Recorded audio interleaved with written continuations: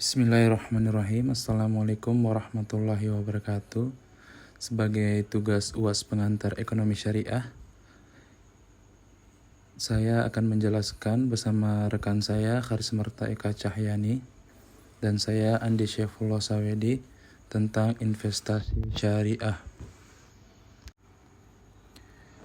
Investasi dan investasi syariah. Untuk investasi berasal dari bahasa benda nomina investering, penanaman modal, dan bahasa Arab istathmaro membuahkan, bahasa Latin investor memakai, bahasa Inggris investment menanam. Dan dalam pengertian investasi syariah, suatu kegiatan produktif yang menguntungkan bila dilihat dari sudut pandang teologis dan menjadi untung jika dipandang dari sisi ekonomi. Karena tidak bisa terlepas dari adanya suatu ketidakpastian dalam kehidupan manusia serta harus dilakukan sesuai dengan kaidah syar'i. Investasi dan investasi syariah. Investasi secara etimologis adalah penanaman modal yang dilakukan oleh investor dalam berbagai bidang usaha yang terbuka untuk investasi dengan tujuan untuk memperoleh untung. Sedangkan investasi syariah suatu kegiatan produktif yang menguntungkan bila dilihat dari sudut pandang teologis dan menjadi untung rugi jika dipandang dari sisi ekonomi, karena tidak bisa terlepas dari adanya suatu ketidakpastian dalam kehidupan manusia serta harus dilakukan sesuai dengan kaidah syar'i. Investasi menurut para ahli Fitzgerald, aktivitas yang berkaitan dengan usaha penarikan sumber-sumber atau dana yang dipakai untuk mengadakan barang modal pada saat sekarang, dan dengan barang modal akan dihasilkan aliran produk baru di masa yang akan datang. Sedangkan menurut Kamaluddin Ahmad, penempatan uang atau dana dengan harapan untuk memperoleh tambahan atau keuntungan tertentu atas uang atau dana tersebut. Adapun faktor pendukung untuk melakukan investasi syariah, faktor utama tingkat keuntungan yang diramaikan akan diperoleh, dan 2. Tingkat suku bunga. Untuk faktor pendukung, yang pertama ada perkiraan keadaan perekonomian, yang kedua perkembangan teknologi, yang ketiga keuntungan yang diperoleh, dan 4 adalah pendapatan nasional. Dan untuk faktor pendorong investasi dalam konsep Islam adalah implementasi mekanisme zakat terhadap jumlah dan nilai asetnya yang akan selalu dikenakan zakat. Dan yang selanjutnya motif sosial, yaitu dengan membantu sebagian masyarakat yang tidak memiliki modal. Dan tujuan investasi yang secara umum, yang pertama terciptanya keberlanjutan atau continuity dalam investasi. Selanjutnya terciptanya profit yang maksimum atau keuntungan yang diharapkan. Yang ketiga terciptanya kemakmuran pemegang bagi saham. Yang terakhir turut memberikan andil bagi pembangunan bangsa. Dan investasi syariah menanam modal dengan tujuan menambah keuntungan dan mencari kelebihan nikmat Allah, karena investasi ini akan merealisasikan tujuan pemodalan yang harusnya berkembang sekaligus merealisasikan tujuan sosialnya.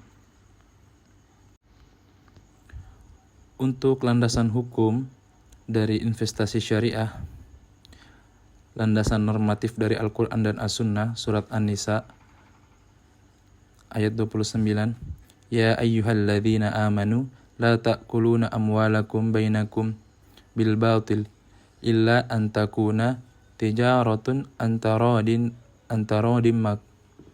makum wala taqtulu anfusakum innallaha kana bikum rahima. Yang artinya, wahai orang-orang yang beriman, janganlah kamu saling memakan harta sesamamu dengan jalan yang batil atau tidak benar, kecuali dalam perdagangan yang berlaku atas dasar suka sama suka di antara kamu, dan janganlah kamu membenci dirimu, sungguh Allah Maha Penyayang. Untuk selanjutnya investasi syariah, landasan hukum. Hadis yang diriwayatkan oleh Imam Al-Bukhari Man aslafa fi syai'in fa fi kailin ma'lumin wa waznin ma'lumin ila ajalin ma'lumin. Yang artinya, barang siapa yang melakukan salam, hendaknya ia melakukan dengan takaran yang jelas dan timbangan yang jelas untuk jangka waktu yang diketahui. Untuk selanjutnya, landasan hukum, peraturan perundang-undangan.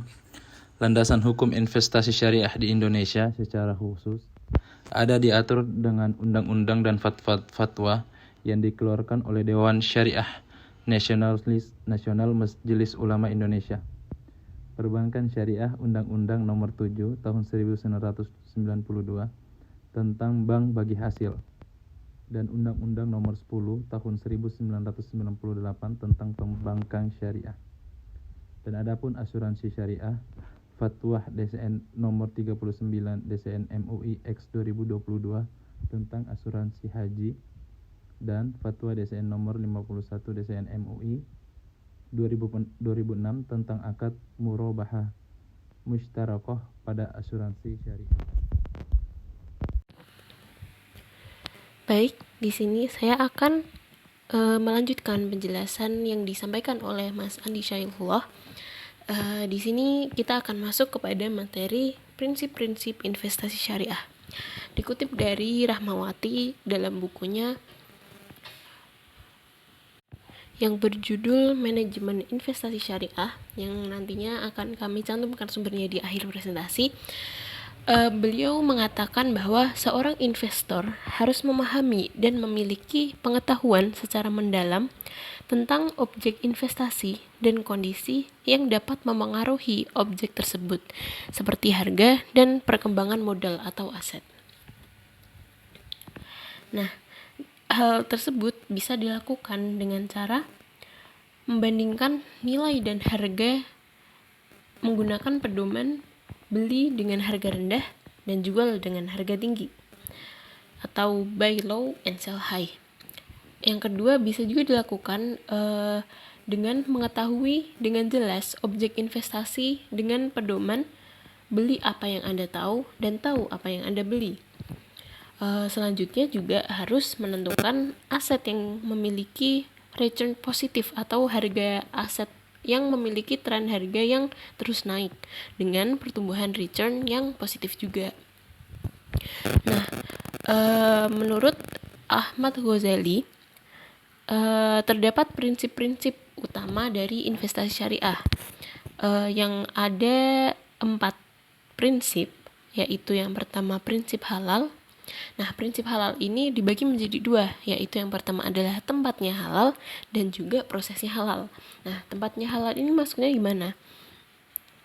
Tempat halal ini maksudnya adalah usaha yang didirikan secara halal.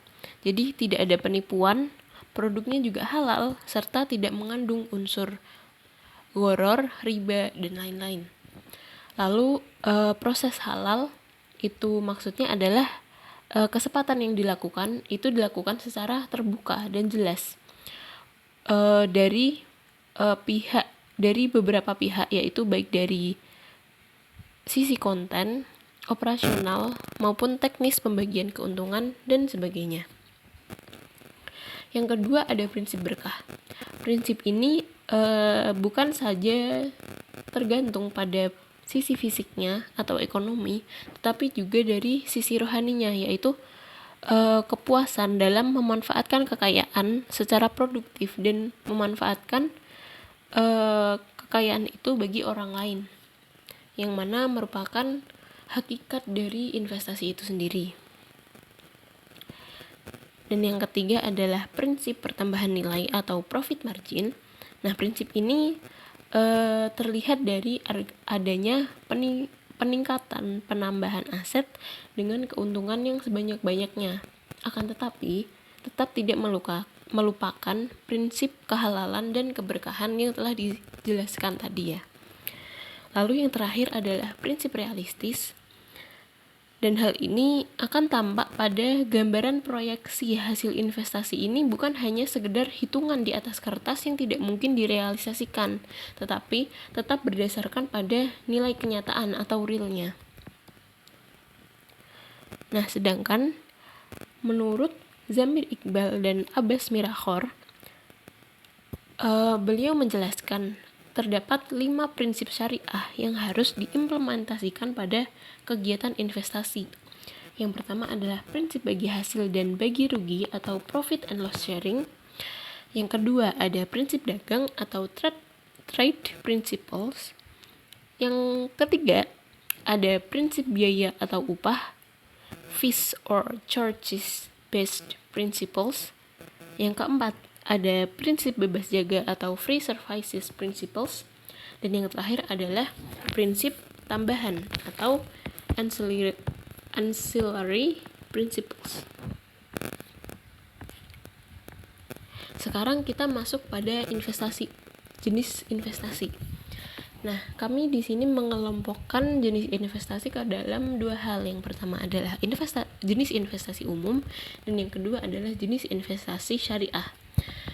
Yang pertama adalah jenis investasi umum. Ini kami ambil dari pendapat Salim HS dan Budi Sitrisno.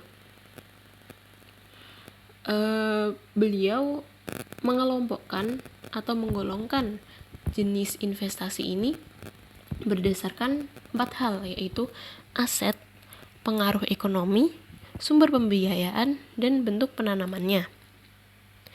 Yang pertama adalah berdasarkan aset. Jenis investasi berdasarkan aset ini menggunakan penggolongan investasi dari aspek modal dan kekayaan.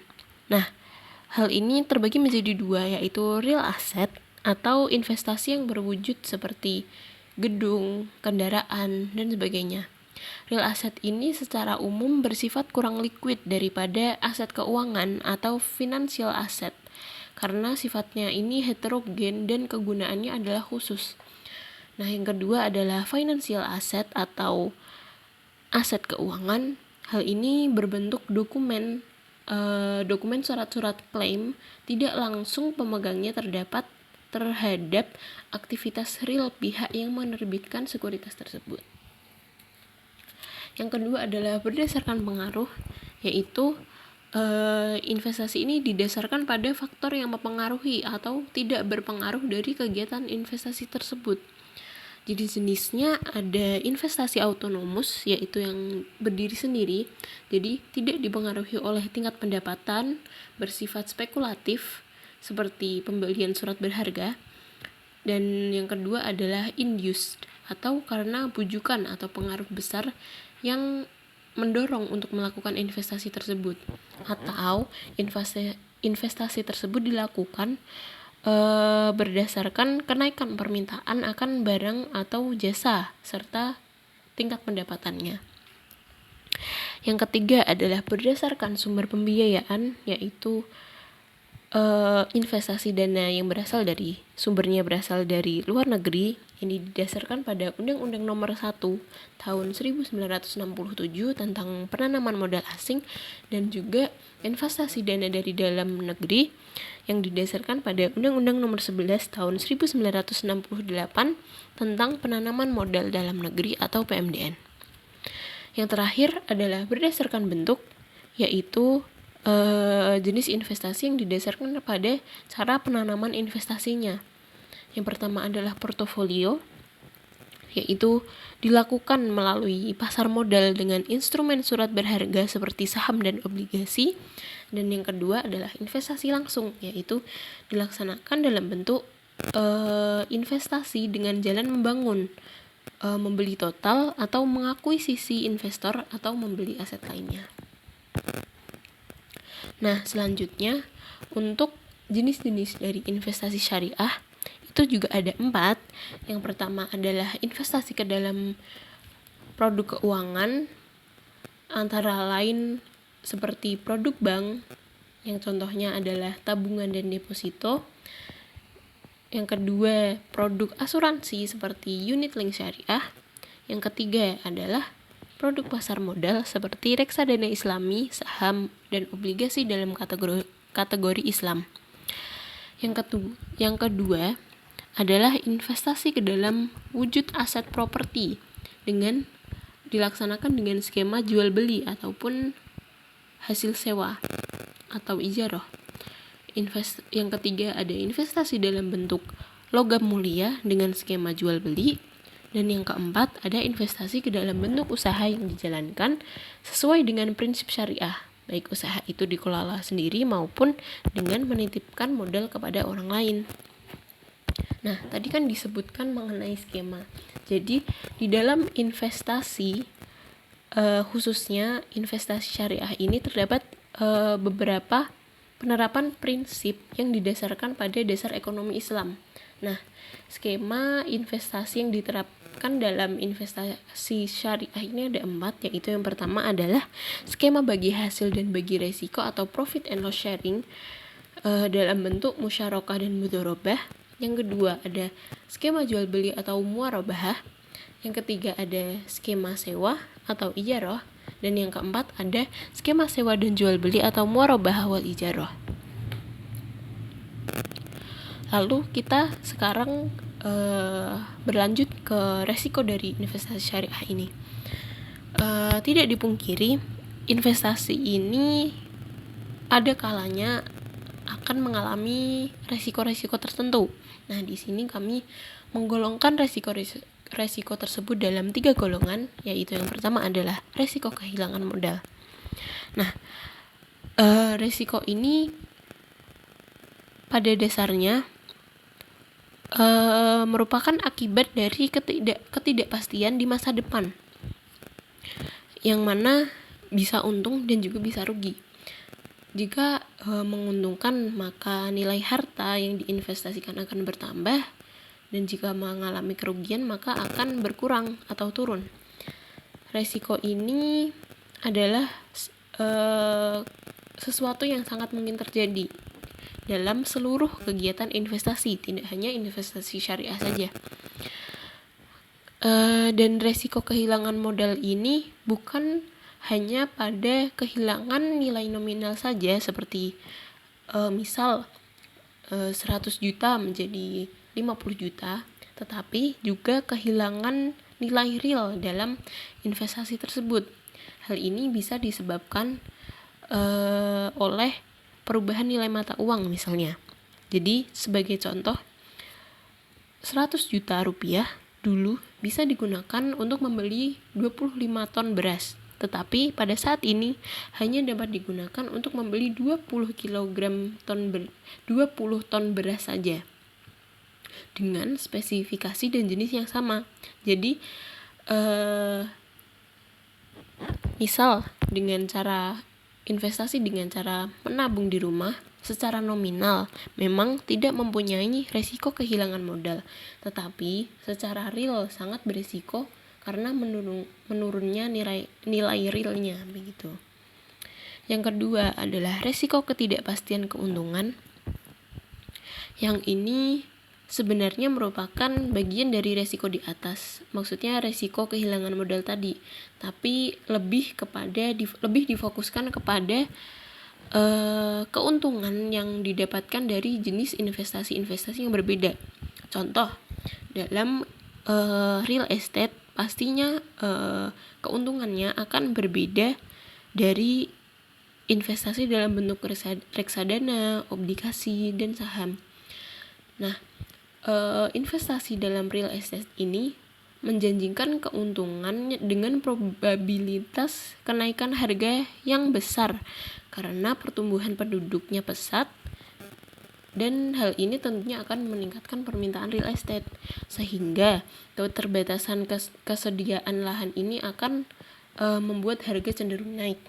Sebaliknya, investasi dalam pasar modal melalui reksadana, obligasi, dan saham ini sangat tergantung pada kondisi perekonomian negara dan juga manajemen perusahaan, sehingga bersifat fluktuatif dan tidak stabil. Investasi dalam sistem riba ini mempunyai tingkat resiko ketidakpastian keuntungan yang sangat kecil karena bunganya sudah dipatok oleh pihak investor seperti yang dilaksanakan pada perbankan konvensional, tetapi terdapat kezaliman dan dalam pembagian keuntungan ini ya terdapat kezaliman tadi, sehingga dapat terjadi kerugian pada salah satu pihak, dan hal ini juga melanggar dari prinsip-prinsip investasi syariah yang sebelumnya kami sampaikan. Lalu risiko yang ketiga adalah kesulitan dalam menjual produk investasi. Hal ini sangat ditakuti para investor. Apakah produk yang dibelinya atau diinvestasikannya ini mudah untuk dijual atau diuangkan kembali? Beberapa orang mungkin senang berinvestasi ke dalam emas karena memang emas dianggap mudah dijual kembali. Tetapi orang-orang yang berinvestasi kepada barang-barang koleksi ini kondisinya berbeda, karena barang koleksi umumnya tidak mudah dijual kembali karena pasar pembeli dari barang-barang ini merupakan pasar yang sangat spesifik gitu. Hanya digeluti oleh orang-orang yang berminat kepada hal tersebut saja. Nah, selain dari resiko, tentu saja investasi syariah ini memiliki keuntungan. Nah, beberapa keuntungannya itu adalah dapat dinikmati oleh investor, rekanan investor, dan juga masyarakat. Nah, keuntungan bagi investor ini merupakan tentu saja pendapatan dari hasil yang sesuai dengan besar investasi yang ditanamkan dan juga sesuai dengan akad awal menurut prinsip syariah. Sedangkan manfaat bagi rekanan investor adalah akan mendapatkan tambahan modal sehingga memiliki kemampuan untuk meneruskan usahanya. Dan yang terakhir adalah manfaat bagi masyarakat atau fungsi sosialnya, yaitu adalah terciptanya penambahan lapangan kerja yang dapat disedot dari adanya investasi yang dilaksanakan tersebut. Mungkin hanya sekian materi yang dapat kami sampaikan. Kurang dan lebihnya kami mohon maaf, dan di sini telah kami cantumkan sumber-sumber yang kami gunakan dalam materi-materi yang telah kami presentasikan, dan materi yang kami sampaikan ini utamanya diambil dari buku berjudul Manajemen Investasi Syariah yang ditulis oleh Naili Rahmawati. Buku ini dapat diakses melalui Google Scholar dengan cara mencari dengan keyword manajemen investasi syariah dan dapat diunduh dalam bentuk PDF. Selain itu, mungkin sumber-sumber lainnya juga dapat dicari secara mandiri. Jika teman-teman ingin membaca atau belajar lebih dalam mengenai materi yang telah kami sampaikan mengenai investasi syariah. Selanjutnya kami akan tutup presentasi atau penjelasan mengenai investasi syariah pada kali ini. Akhirul kalam. Assalamualaikum warahmatullahi wabarakatuh.